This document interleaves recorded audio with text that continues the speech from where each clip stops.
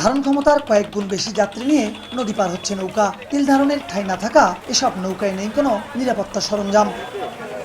2022 সালের এপ্রিলে লঞ্চ চলাচলের উদ্বোধন করা হয় বালাসী বাহাদুরাবাদ নৌ রোডে। এরপর কিছুদিন ছোট 4টি লঞ্চ দিয়ে যাত্রী পারাপার করার পর থেকে বন্ধ করে দেয়া হয়। নিয়মিত ড্রেজিংয়ে অর্থ ব্যয় হলেও শুকনো মৌসুমে নাব্য সংকটের দোহাই দিয়ে লঞ্চ চলাচল বন্ধ রাখা হয়। কিন্তু বর্ষা মৌসুমেও কারণ ছাড়াই একই অবস্থা। এলাকাবাসী ও যাত্রীদের অভিযোগ, প্রতিদিন নৌকায় করে উত্তাল ব্রহ্মপুত্র পাড়ি দিতে হচ্ছে যাত্রীদের, সেই সঙ্গে গুনতে হচ্ছে বেশি ভাড়া। লোকের মধ্যে আমাদের অনেক রিস্ক, কারণ বাধ্যমূলক এখন লঞ্চ না পাওয়াতে আমরা লোকে দিয়ে যেতেছি। অনেক বাচ্চা কাচ্চা আছে যারা সাঁতার পারে না, একটা অঘটন হলে আমাদের তো জীবনে ঝুঁকি আছে, ভাড়াও বেশি লাগছে, জীবনেরও ঝুঁকি আছে। তো এটা সিন্ডিকেট ছাড়া আর কি, রাস্তা তো একই, মাদারগঞ্জ ঘাটের যে পথ এখানে তো ডিস্টেন্স তো একই, তাহলে এখানে এত কয়েক গুণ বেশি হবে কেন?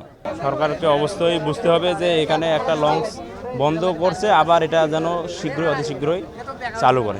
এখন জন্ম সনদ দিয়ে খোলো বিকাশ স্টুডেন্ট অ্যাকাউন্ট, নিজের বিকাশ নিজে কর। এ নিয়ে ক্যামেরার সামনে কথা বলতে চান না বিআইডব্লিউটি এর কর্মকর্তা, আর যাত্রীদের অভিযোগ অস্বীকার করেন সংশ্লিষ্টরা। আমরা কাউন্টারে অলরেডি বলা আছে, ঠিক আছে, তারা যে অতিরিক্ত যাত্রী নিতে আমরা দেই না, প্রয়োজন হলে আমরা আটকে দিই। আমরা কখনোই যাবো না একটা নৌকাতে 60 জনের ধারণ ক্ষমতা নৌকাতে 70 জন দিতে আমরা কখনোই যাবো না, বা আমরা দেইও না কখনো। আধুনিক সব সুবিধাযুক্ত ফেরিঘাটটি নির্মাণে ব্যয় হয় 145 কোটি 27 লাখ টাকা।